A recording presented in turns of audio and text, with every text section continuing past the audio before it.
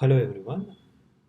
This is my first introductory lecture for the course Power System Protection for the college Anil Neerukonda Institute of Technology and Sciences. Myself is Dr. Vijay Bhaskar Somu. I am an associate professor in Department of Electrical and Electronics Engineering at ANITS. I have provided my email address and contact number as well as WhatsApp number for future communication. Uh, During the course of this lecture, if you have doubts or questions, you can comment at the uploaded video lecture, or you can directly communicate through the email in the subject line with the subject tag as triple 416. So it will be easier for me to communicate with the students. This is a 3-hour credit course for the 4x4 first semester students.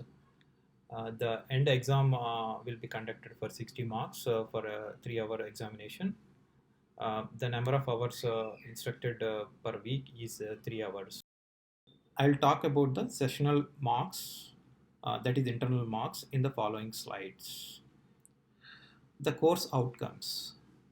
The power system relays are designed based on electromagnetic induction principles using voltage, current, phase angle, and frequency.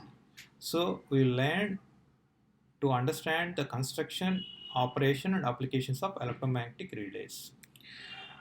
Based on electromagnetic relays, the static relays are designed. Numerical relays are evolved from electromagnetic as well as static relays. They are basically devices used for measuring electrical parameters in electrical network and convert them into numerical data, which undergoes mathematical and logical analysis to design whether the circuit breaker has to trip or not. So different overvoltages are caused by different mechanisms such as man-made as well as natural overvoltages. The man-made overvoltages are caused by the switching overvoltages, and by natural lightning, the natural overvoltages are caused on the transmission lines. So we will analyze the effects of overvoltage on the power system. Generally, the circuit breakers are classified according to what kind of interrupting mechanism we are using, such as air, oil, vacuum, and SF6 circuit breakers. Uh, and finally, we will draw substation layouts based on the principles that we learned from this course. We will be meeting 3 times a week for this course by using Google platform in Google Meetup. On Monday, we'll be meeting at 11 to 11:50. On Tuesday, at 9 to 9:50, and on Wednesday, 10 to 10:50 is our course hours. Uh, After every class, I will be available for answering any doubts and questions. And also, you can use the Google platform for asking the questions during the lecture hours. Uh, Also, if you would like to communicate with me, you can unmute your Google Meet option, and then you can directly communicate. So the syllabus is quite exhaustive, which is around total 5 units, and the first unit is a bit lengthy, which consists of protective relaying, basic concepts, evaluation of protective relays, different protective zones, primary and backup protection. What are the desirable qualities of protective relaying? Classification of protective relays and schemes by using different components such as current transformer, potential transformer. We'll learn the basic terminology in the first chapter, and then the operating principle of and the construction of electromagnetic relays. From there, how the overcurrent and earth fault protections are designed. So the application of overcurrent protection relays used in overcurrent protection, the time current characteristics, directional relays, protection of parallel feeders, phase fault and earth fault protection, the combined earth fault and phase fault protective schemes, and finally directional earth fault relay. So this is a bit exhaustive. It consists of the first three chapters of the Badri Ram book. I'll give you the chapters as we go along with this course. What are the chapters that you need to read for the first chapter and subsequent chapters. So the second unit is distance and differential protection relays. In that, the distance protection relays, the principle is the name is given to the protection whose action depends on the distance of the feeding point to the fault. So the time of operation depends on the voltage and current, the ratio of the voltage current, which is the impedance. So it's also called impedance relays. Based on the impedance, reactance, and resistance reactance, we can design this distance protective relays. From there, we'll create zones of protection and auto reclosing, pilot wire protection, and carrier current protection. So in the second unit, the second part is differential protection, which is a unit type protection for a specific zone or a piece of equipment. It is based on the fact that there is a differential current exists internal to the equipment that you are going to protect. So that is called a differential current exists surrounding this equipment, such as for the protection of generators, transformers, and bus zone. We employ the differential. Unit 3 is static and numerical relays. The static relays are a type of relay in which electrically operated switch that doesn't have any moving parts. This static relay is contrasted with the electromechanical relay that we study in the first unit, in which it doesn't have any moving parts, and we employ solid state circuits and digital logic circuits and comparators for building this static relays. So we learned the block diagram, merits and demerits of static relay, amplitude and phase comparators, basic block diagrams of overcurrent, distance, and differential protection. Finally, we will build the numerical relays from the static relays by employing the microprocessors. The fourth unit is protection against over voltages. The over voltage in a system is defined as the voltage raised beyond its rated voltage, then it is known as over voltage. So there are different causes for over voltages in a power system. These over voltages can be transient or persistent in nature.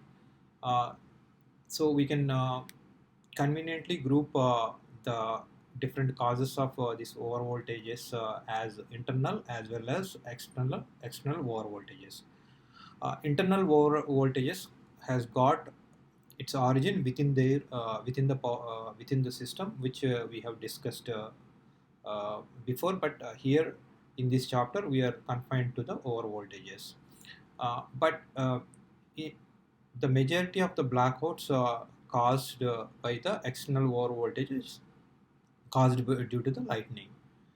So we will focus more on the external over voltages due to the lightning, uh, and over voltage due to lightning, the protection against the lightning and traveling waves. Different methods to mitigate these over voltages we will learn with the earth wire, effects of series reactance, series inductance, shunt capacitance, spark gaps, such arresters, lightning arresters, and insulation coordination. So these are all the different components that we use for mitigating the over voltages. So the fifth unit is subdivided into fuses, circuit breakers, and substation layout and bus bar. So in the first part, a fuse is a simple, cheapest device used to protect a device against overloads and short circuits. So we'll learn the types of fuses, high voltage HRC fuses, applications, and selection and discrimination. The second topic in the fifth unit is circuit breakers. So we'll learn the principle of operation of circuit breakers, uh, formation of arc, methods of arc extension, transient recovery voltage, resistance switching, switching of capacitor bank and unloaded lines, current chopping, and rating characteristics of circuit breaker.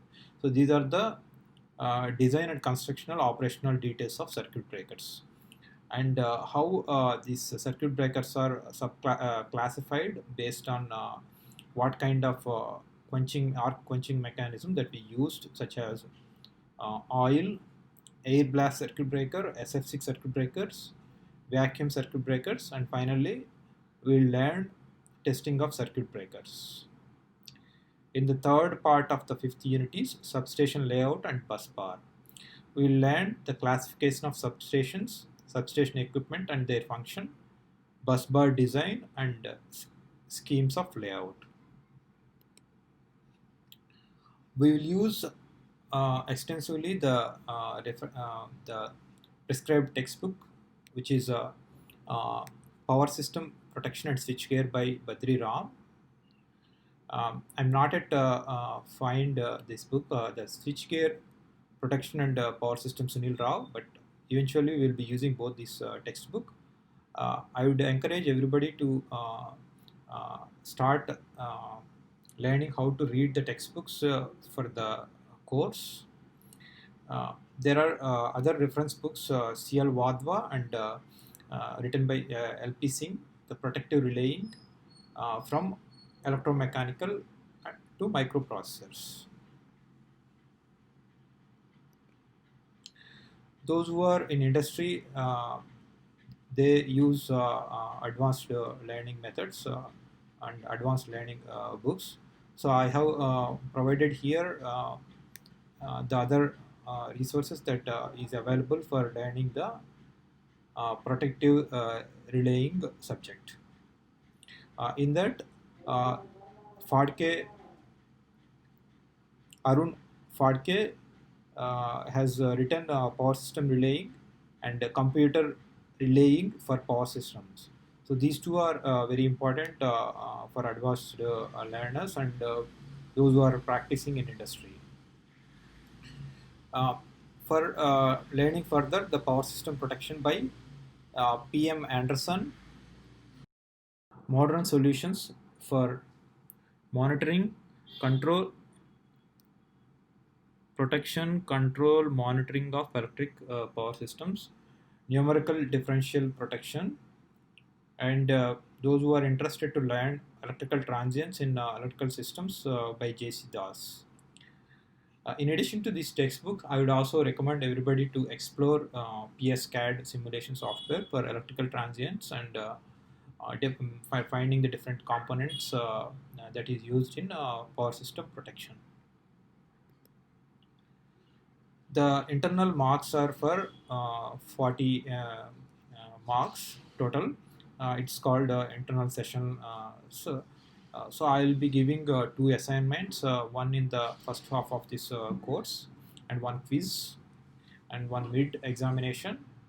Corresponds to 5 marks, 5 marks, and 10 marks. Similarly, in the second half of this course, second assignment will be 5 marks, and quiz will be 5 marks, and mid examination will be 10 marks. We are not yet sure of how this goes for the rest of the semester, the mid 1 and mid 2, but assignments and quizzes will be conducted by myself. So most probably the quizzes will be similar pattern to the GATE examinations, and also possibly with the negative marking, so that you can do open book and open notes examination, so you won't copy with each other. And I'll coordinate with the other classes, other sections for giving the assignments similar to them.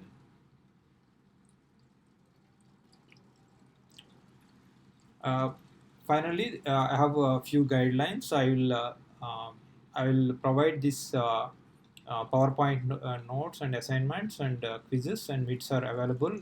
Everything will be conducted through the Google Classroom platform.